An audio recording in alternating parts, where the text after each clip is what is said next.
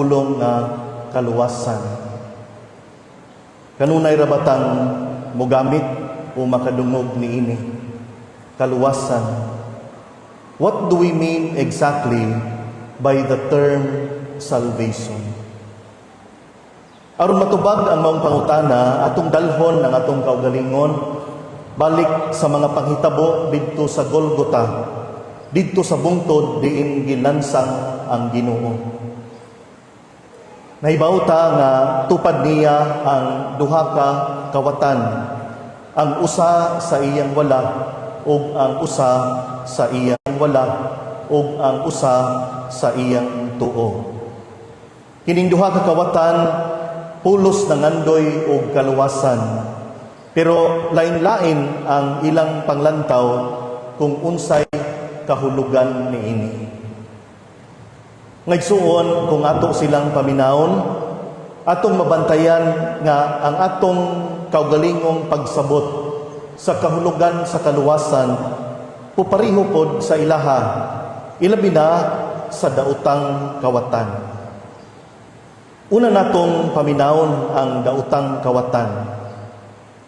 Didto siya ilansang sa walang bahin ni Jesus. Unya ang tradisyon mihatag kaniya og ngalan unsa bayngan sa daotang kawatan. Estas. Wa man na isuwat sa official nga passion account, pero gihatag na nato sa tradisyon.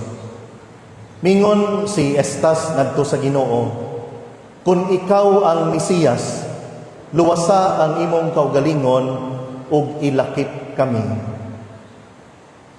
Ini si Estas nagbitay sa krus, pero para niya ang kaluwasan wala didto sa krus. Para niya ang kaluwasan anaa diha sa paglingkawas gikan sa krus. Mao nga ang iyang singgit, tangtang ako dinhi sa krus, dili ko gusto aning krus. Kay alang niya ang kaluwasan mahitabo lang kung mahanaw ang krus sa iyang kinabuhi. Mga igsuon, mahunong ta sa makadiyot ug mangutana sa atong kaugalingon. Di ba ingon ani pod ang atong panglantaw usahay? Our novenas, our rosaries, prayers, coming to Mass, all these are cries begging for salvation. Pero unsa mang matanga sa kaluwasan, dili ba pareho tag hunahuna sa daotang kawatan? Kanang moingon ta, Lord, tangtangan ning akong problema, kay di ko ganahan ani. Krus ni, tangtangan ni, aron makasinati ko sa giingon nga kaluwasan. Pananglitan, bato-bato sa langit ang maigo, dili mulihay. Nayo sa katao nga naglisod sa kinabuhi, walay ipalit og bugas, nagnovena sa mahal nga birhen nga nagingon, mudaog unta ko sa loto. Apan dili mo trabaho kay kapoy, sige lang pangayo sa uban, sige lang og taya sa swertres, gustong instant nga madato, dili gustong mukayod, dili gusto sa krus, dili gustong mo sakripisyo.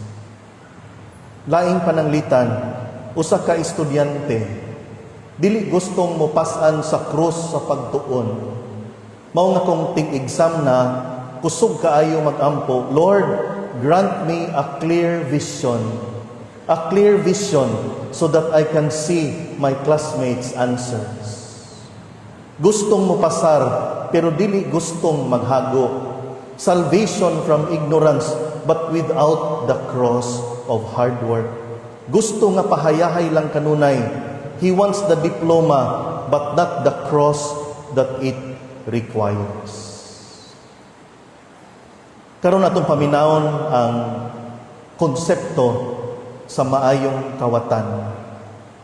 By the way, misnomer man ni kay nabagoy kawatan nga maayo. Didto siya ilansang sa tuong bahin sa Ginoo. Ang tradisyon mihatag niya og ngalan. Unsa gani iyang ngalan? Dimas, abi kog Artems. Mingon siya sa laing kawatan nga si Estas, wa ba di ay kamahadlok sa Ginoo? Kining atong kahimtang angay lang nato tungod sa atong mga sala, apan kining tawhana walay dautan nga nahimo. Unya mingon siya kang Hesus, hinumdumi ako kung anaa ka na sa imong gingharian. Walay reklamo, walay pangutana, iyang gidawat ang iyang krus. He accepted and embraced His cross. Ug sa dihang iyang gidawat ang krus, nga walay pagreklamo, walay pagbalibad, walay pagbagutbot, kininahimong taytayan padulong sa tinuod nga kaluwasan. Kay maong kawatan giingnan man ni Hesus, karong adlaw muuban ka kanako sa paraiso. Mga igsuon, ang dalan sa kaluwasan, dili nato makit-an kung mopalayo ta gikan sa atong mga krus sa kinabuhi. Ang himaya sa pagkabanhaw, ambitan lamang ni adtong mga tao nga miuban sa Ginoo didto sa Kalbaryo. Mga igsuon, unsa man nga konsepto sa kaluwasan ang atong gihuptan. Kadto bang kaluwasan nga tangtangon gikan nato ang mga krus sa atong kinabuhi, kay gusto tag kaluwasan nga instant, hayahay, walay sakripisyo, o kadtong konsepto sa kaluwasan sa maayong kawatan nga nag-ingon, ambi ng krus because I deserve my cross. Ambi ng krus kay epekto o consequence ni sa atong pagpili, ug diha sa atong pagdawat sa atong krus, atong maangkon ang tinuod nga kaluwasan. Kung ang imong kapikas, ang imong krus, unsa may imong buhaton. Kung ang imong bana, mo'y imong gipas-an kada adlaw, unsa may imong buhaton. Ang uban tingali mo ingon, adjura ibusdak. Pero ang pangutana, mao ba nay magdala sa tinuod nga kaluwasan? Hinunua ang kaluwasan, makaplagan lamang sa paggakos sa imong krus. Suwayi ragod og arsa ang usa ka lingkuranan, labi na og ang maong lingkuranan ginama sa kahoy nga tugas. Suwayi ragod pas-an ang lingkuranan, inigpas-an nimo sa lingkuranan, kung imong ipalayok ang imong lingkuranan sa imong lawas, unsa may mahitabo, musamot kining kabug-a.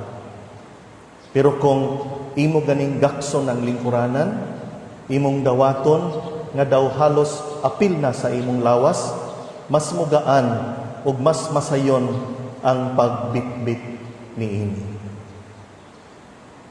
Mao nga kung kamong mga asawa ang inyong bana, ang inyong krus, imbis inyong ibusdak, gaksa og mas hugot pa kaysa niining paagiha, mugaan og mas sayon ang pagpas-an niini. Mga igsuon sa atong pagpadayon sa atong pagsaulog sa Good Friday liturgy, siguro panahon pod pagpangutana sa atong kaugalingon. Sa akong estado sa kinabuhi karon, unsa bang mga krus ang akong gipas-an? Ug unsa man ang kinaiya nga akong gidala samtang ako nagpas-an niini? Angay tingaling hinumduman nga ang kaluwasan tinuod, kanang kaluwasan gidala ni Kristo, mao kanang kaluwasan nga nagdakos sa atong mga krus sa kinabuhi. Kung ang imong pagtuon, ang imong krus kay estudyante ka, gaksa kay maunay magdala sa imong kaluwasan. Kung ang imong krus mao ang daotang kinaiya sa imong mga silingan, gaksa sila. Kay naa diha ang taytayan sa imong kaluwasan tiunay. Kung ang imong krus mao ang sakripisyo isip ginikanan tungod kay kahig og balingkot ning ahong mga anak, gaksa ng imong mga anak kay naa nila ang taytayan sa imong kaluwasan.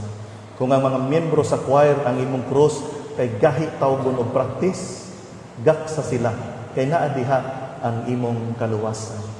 Kung ang imong krus ang mga apostoles nga malate sa serbisyo sa Biyernes Santo, ayaw na sila pakana sa sunod tuig. Mga igsuon, unsa may atong attitude sa atong mga palasunon.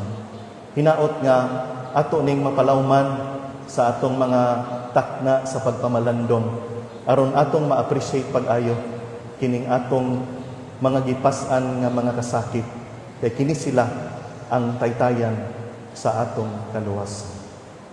Amen.